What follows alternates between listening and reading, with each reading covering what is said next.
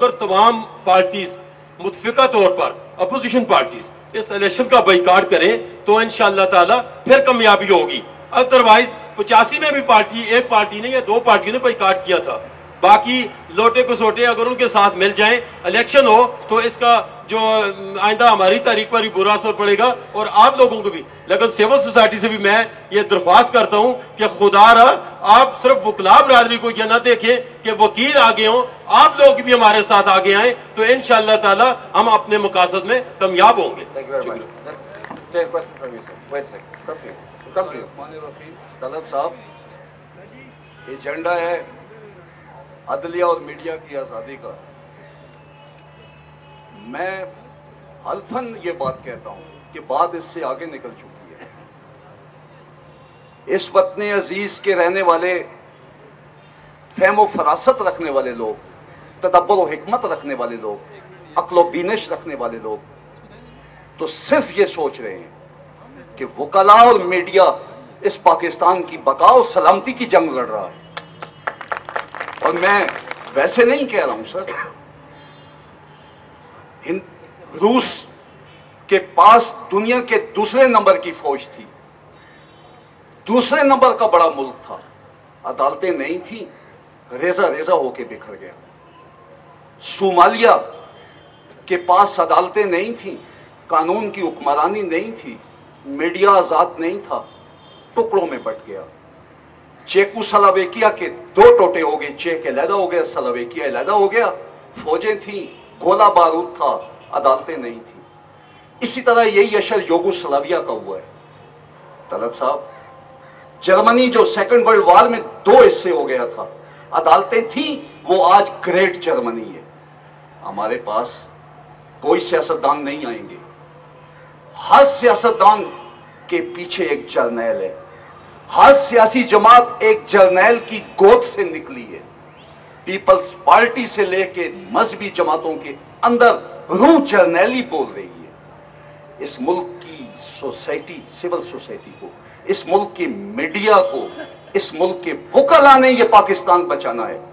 और ये इलेक्शन लड़ने वाले सोच लें कि ये मुल्क होगा तो इनकी हुक्मरानी होगी, ये मुल्क बाकी रहेगा तो इनकी हुकूमतें बनेंगी। इनके मुतालिक तो जफर अली खान बहुत पहले कह गए थे कि मेरे वतन की सियासत का हाल मत पूछो, गिरी हुई है तो आइफ तमाशबीनों में। मेरा नुसरत जावेद साहब से क्वेश्चन होगा, ये बात में तबसरा करें। उसके अलावा भी 1-2 बातें हैं कि अगर हम बाइकाट करते हैं, 70 वाली सूरत हाल पैदा होती है, तो हमें क्या गारंटी है कि एक परवेज मुशर्रफ थे, एक अशफाक परवेज है, बाद लोग तो उनको अब उनका बेटा समझते हैं, पता नहीं क्या है, तो वो चूँकि फौज उनकी एक मुकम्मल गिरफ्त था, उस बाइकाट का क्या पॉजिटिव और नेगेटिव साइन होंगे। दूसरी बात यह है कि मैं अपने वकला भाइयों की तारीख को सलाम पेश करता हूँ, लेकिन एक गुजारिश करता हूँ कि ये लाइन ना खींचे अवाम और वकला और जो मीडिया के दरमियान है। चूँकि जब वकला की तारीख थी तो जब चीफ जस्टिस साहब हरीपुर से चले थे तो मैं भी था, जब वकला इसी पंडाल में बैठे हुए थे तो बाहर जो लाखों का मजमा था तो वो पॉलिटिकल वर्कर ही थे। ज़रूर है कि पॉलिटिकल पार्टी की लीडरशिप में कहेंगे कोताही है, लेकिन इतना क्रिटिसाइज ना किया जाए कि वो एक लाइन खींच दी जाए और उससे जो है हालात चूँकि ख़राब हो जाए, हम जो एक मकसद की तरफ जा रहे हैं वो मकसद हम का असूल मुमकिन ना हो। तीसरा आपसे सवाल है तलत साहब, माजरत के साथ, कि जब हम पॉलिटिकल पार्टी को क्रिटिसाइज कर रहे हैं, आम लोगों को कर रहे हैं, तो जो मालकान है खासकर प्रिंट मीडिया के, अगर आज चल रहा है और उसमें लाइव भी तलत नहीं चल रहा, उसमें बोलता पाकिस्तान नहीं चल रहा, तो हम क्यों बात करने से घबराते हैं उनके खिलाफ? हम ये लोगों को क्यों नहीं कहते कि पहले वो पाकिस्तान गवर्नमेंट ने बंद किया था, आज आप देखना बंद कर दें। अगर उसमें लाइव भी तलत नहीं चलेगा, जब उसमें बोलता पाकिस्तान नहीं चलेगा, जब अहमद मीर का प्रोग्राम नहीं चलेगा, उस वक्त तक हम नहीं देखेंगे। तीसरी बात, चौथी वकला बरादरी से इनकी क्या हिकमत अमली है? क्योंकि इस वक्त इलेक्शन की बाइकाट की बात हो रही है, तो इनकी क्या हिकमत अमली है? मैं आपको ये, आप मुझसे ज़्यादा पढ़े लिखे हैं, बुजुर्ग हैं हमारे, इस वक्त मेरे ख्याल में 40% कैंडिडेट्स जो है जिन्होंने नॉमिनेशन कराई हुई है इलेक्शन में, चाहे वो सूबे में करवाई या कौमी असम्बली में, वो वकला बरादरी के ही लोग। थैंक यू जी। सबसे पहले ये अर्ज करना चाहूँगा कि एक स्टूडेंट हूँ और एक स्टूडेंट की हैसियत से सवाल पूछना चाहता हूँ। काफ़ी अरसे से पाकिस्तान के सियासी, मजहबी, समाजी मंजरनामे देख रहा हूँ, लेकिन मेरे सामने शबीर अहमद उस्मानी की वो स्टेटमेंट फड़क फड़क के सामने आ जाती है, यही कि जोग्राफियाई इनकलाब तो हम ले आए हैं, लेकिन जहनी इनकलाब, नजरियाती इनकलाब सदियों तक दिखाई नहीं देता। My question is specific to sir Musarrat कि सर ये नजरियाती इनकलाब कब आएगा? ये नारे, ये झंडे, ये नजरियाती इनकलाब की निशानियां तो मुझे नहीं लगती हैं। और ये नजरियाती इनकलाब क्या सफ़ेद बालों वाले लाते हैं?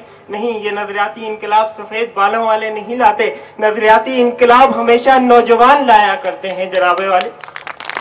सबसे इम्पोर्टेंट बात कि आपकी जो नई लीडरशिप आएगी वो नौजवानों में आएगी, और जब नौजवानों में आप लीडरशिप को प्रोवाइड नहीं करेंगे, उनकी जहनी साख्त को तब्दील नहीं करेंगे, तो कैसे वो कौम बनेगी, कैसे वो लीडर्स मिलेंगे जो इस कौम के लिए अच्छा सोचेंगे, अच्छा करेंगे। Fair point. Let me get Nusrat to answer this, और उसके बाद हम पैनल के साथ डिस्कशन करते हैं और फिर लास्ट सेशन करेंगे Q&A का। खातिन से यहाँ से संभालेंगे। नुसरत, जहनी साख्त की बात की थी कि नौजवान नस्ल जो है वो मोटिवेट किस तरह करें? देखिए जी, 1970 के बाद ये बड़ी लंबी दास्तान हो जाएगी। 1970 के बाद पाकिस्तान के जो अशराफिया है, जो हुक्मरान तबका है, वो ये समझ गया था कि नौजवान नस्ल को पनपने नहीं देना। उसके लिए कुछ खास लोगों को आगे किया गया, जिन्होंने ये ठेका ले लिया था कि वो पाकिस्तान की नजरियाती सरहदें ठीक करेंगे, उसके मुहाफिज हैं।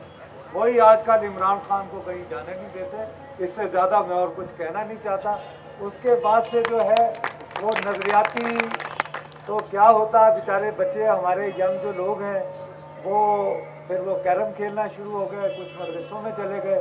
लेकिन अब जो है बहरहाल वक्त के साथ साथ अभी आप देखें, आप में से जितने लोगों के पास भी ईमेल्स हैं, आपने एड्रेसेस नहीं दिए होंगे, लेकिन आपको कोई ना कोई इमरजेंसी टाइम्स भेज रहा है। तो वक्त के साथ साथ फिर जो सच है वो अपना रास्ता जो है वो निकालता भी रहता है। और मेरा ख्याल है कि हमारे जैसे लोग अभी भी यही कोशिश कर रहे हैं कि जो कुछ हमने सोचा समझा है वो अपनी पूरी दयानतदारी से शेयर करें, वो चाहे गलत हो, और यहाँ आना भी शायद उसी एफर्ट का हिस्सा। Thank you very much. Unions बहाल होनी चाहिए जी। अगर वो बहाल होंगी तो नेचुरल एक जो भी लीडरशिप है तालिब इल्मों के अंदर से वो बाहर आ जाएगी। आज बुकला के अंजुमनों में से आपको लीडर्स नजर आ रहे हैं, मजदूर क्योंकि मारे जा चुके हैं, उनकी तरफ से लीडरशिप नहीं आ रही, स्टूडेंट्स के अंदर जो है ना लीडरशिप नहीं आ रही। बाकी देखें वो रवायती सियासतदान है, वो कभी इनकलाबी सोच के साथ नहीं। Thank you very much. Let's start the discussion here. Ali, ये बताइएगा कि मैंने आप जिक्र किया था लास्ट इलेक्शन में आपने शिरकत की, उसके भी हालात कुछ इतने मुख्तलिफ नहीं थे। आइन मुअत्तल था, लीगल फ्रेमवर्क ऑर्डर मौजूद था, सदर वर्दी के अंदर था, और इलेक्शन हुए, आपने शिरकत की। आज भी जब हम हालात गिनने लगते हैं तो तीनों नुकात वही हैं। आइन मुअत्तल है, सदर वर्दी में तो नहीं है, लेकिन वर्दी वाली आदात अपनाए हुए, और एक PCO है। अब आप बायकॉट क्यों खेल रहे हैं?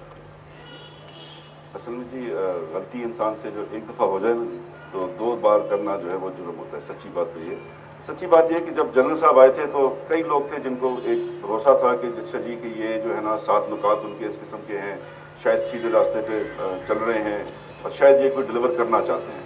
तो वो इन्होंने मेरे ख्याल से काफ़ी हम में से लोग थे जिनको बेवकूफ़ बनाया और हम बेवकूफ़ बने। उसका एतराफ़ करना मेरे ख्याल से उसमें कोई हर्ज नहीं है। लेकिन आज जो मसला है कि वो कुछ और है। उस वक्त फिर भी समझे आपकी जुडिशरी जो थी किसी हाल में वहाँ पर मौजूद थी।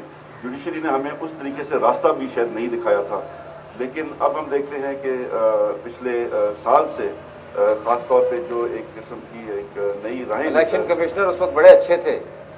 नहीं, इलेक्शन कमिश्नर उस वक्त अच्छे नहीं थे, लेकिन वही तो मैं कह रहा हूँ, जुडिशरी तो कम से कम मौजूद थी, लेकिन इलेक्शन कमिश्नर साहब ने वो सारी कसर पूरी कर दी। जी, लेकिन मैं कह रहा हूँ कि जुडिशरी का जो रोल रहा है दैट हैज़ बीन मतलब उसने रास्ते खोले हैं हम सबके लिए, और उसने हमें बताया है कि जी ये हम लोग खड़े होने को तैयार हैं। हमारे पास जस्टिस मुनीर की भी एग्जाम्पल है जो मतलब कि पुराने ज़माने की, और आज का देखिए कितना फ़र्क है।